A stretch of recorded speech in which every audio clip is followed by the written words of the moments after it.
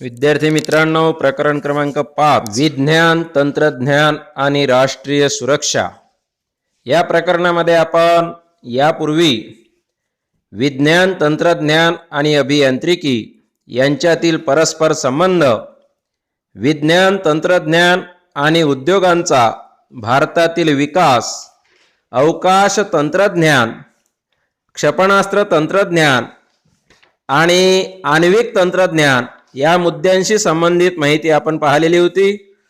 त्याचप्रमाणे आण्विक शस्त्र चाचणी या संदर्भात सुद्धा आपण माहिती पाहिलेली होती। या पिरियडमध्ये आता आपल्याला याच प्रकरणाचा उर्वरित भाग इलेक्ट्रॉनिक्स या मुद्द्यावर माहिती लक्षात घ्यायची आहे। इलेक्ट्रॉनिक्स या संदर्भात माहिती लक्षात घ्या। भारत सरकारने देशांतर्गत इलेक्ट्रॉनिक्स प्रणाली आराखडा व उत्पादन यास चालना देण्यासाठी सन 2012 मध्ये इलेक्ट्रॉनिक्सचे राष्ट्रीय धोरण घोषित केले। या धोरणाच्या उद्दिष्टांपैकी एक म्हणजे अर्थव्यवस्था, संरक्षण, अणुऊर्जा व अवकाश विभागांमध्ये भागीदारी विकसित व्हावी हे आहे। या व्यतिरिक्त माहिती आणि संपर्क तंत्रज्ञान, पायाभूत सुविधांची आणि देशाच्या सायबर अवकाशाची सुरक्षा करण्यासाठी एक संपूर्ण सुरक्षित सायबर परिसंस्थेची निर्मिती करण्याची योजना आहे। इलेक्ट्रॉनिक्स हा भारताच्या संरक्षण सिद्धतेचा महत्त्वाचा भाग आहे। संपर्क क्षेत्रात इलेक्ट्रॉनिक्स हे सॅटेलाइट फोन, रडार, दिशादर्शित क्षेपणास्त्रे, विविध उपकरणातील इलेक्ट्रॉनिक सर्किट इत्यादींमध्ये वापरले जाते। स्वदेशीय महासंगणक आणि महासंगणकीय तंत्रज्ञान विकसित करण्याचा कार्यक्रम भारताने सुरू केला आहे।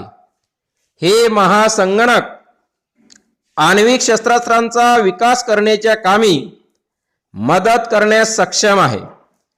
परम 800 तुम्हाला कल्पना आहे, परम 800 हा सीडॅकने विकसित केलेला पहिला महासंगणक होय।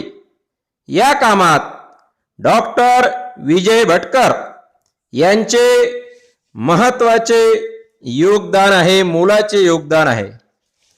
अनेक प्रकारचे तंत्रज्ञान, आंतरजाल ज्याला आपण इंटरनेट म्हणतो, आणि सामाजिक संबंधांची वाढ यामुळे सायबर सुरक्षेवरील चर्चेला एक वेगळा आयाम प्राप्त झालेला आहे। आंतरजालाचा प्रचंड उपयोग आपण करतो आहे। लोक आंतरजाल आणि सामाजिक संबंध संकेतस्थळांचा उपयोग करत असतात।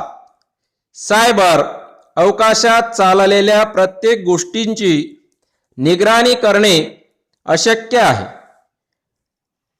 विविध तंत्रज्ञानातील जलद प्रगतीमुळे नवीन प्रकारचे धोके निर्माण होत आहे, ही गोष्ट लक्षात घ्या आणि हे धोके समजून घेऊन त्यांची हाताळणी करणे गरजेचे आहे। आज सायबर सुरक्षेला असलेले धोके अधिकाधिक प्रगत आणि जटिल झाले आहे। वीज पुरवठा, बँका, रेल्वे, वाहतूक, हवाई नियंत्रण,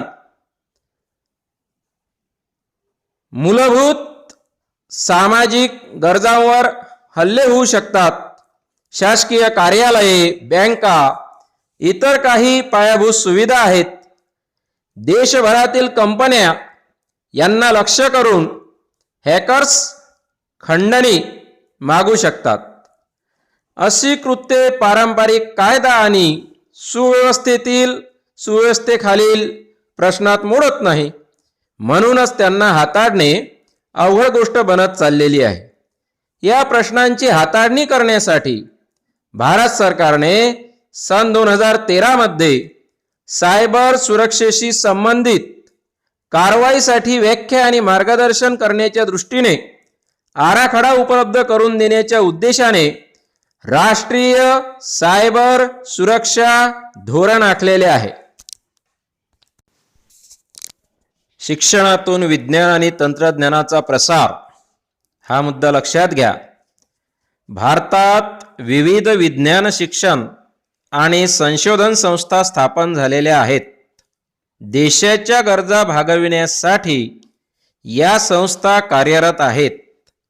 यातील काही शासनाच्या नियंत्रणाखाली आहेत, तर काही स्वतंत्र म्हणजे स्वायत्त आहेत. ज्या विद्यार्थ्यांना विज्ञान आणि तंत्रज्ञान या विषयात आवड आहे त्यांच्यासाठी महत्त्वाच्या अशा काहींचा तपशील माहिती म्हणू आपण. अधिक माहिती भारत सरकारच्या संकेतस्थळावर उपलब्ध होऊ शकते. काही प्रमुख शैक्षणिक संस्था आहे ज्यामध्ये Indian institutes of science education and research, ज्याला आपण IISER या नावाने ओळखतो. इंडियन इन्स्टिट्यूट्स ऑफ टेक्नॉलॉजी, ज्याला आपण IIT म्हणतो. याशिवाय महत्त्वाच्या संशोधन संस्था सुद्धा आहेत. डिपार्टमेंट ऑफ ॲटॉमिक एनर्जी, त्यानंतर आहे इंडियन स्पेस रिसर्च ऑर्गनायझेशन, त्यानंतर आहे council of scientific and industrial research, centre for development of advance computing, त्यानंतर आहे इंडियन इन्स्टिट्यूट ऑफ सायन्स आणि Tata institute of fundamental research. त्याचप्रमाणे संरक्षण क्षेत्रामध्ये संशोधन आणि विकास करीत असलेल्या संघटना लक्षात घ्या. Defence research and development organisation DRDO.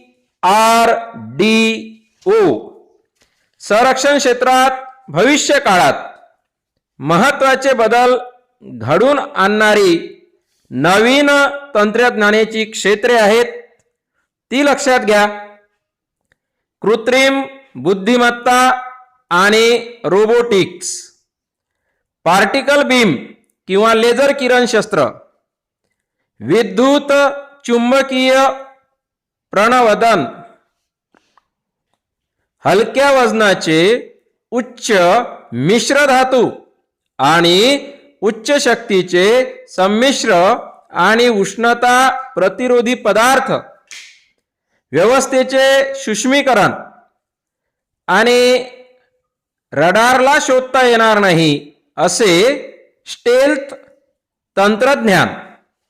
विद्यार्थी मित्रांनो, या ठिकाणी आपलं संरक्षण शास्त्राचं हे शेवटचं क्रमांक 5चं प्रकरण पूर्ण झालेलं आहे. यानंतर स्वाध्याय लेखनाच्या संदर्भात तुम्हाला माहिती आणि मार्गदर्शन दिले जाईल. धन्यवाद.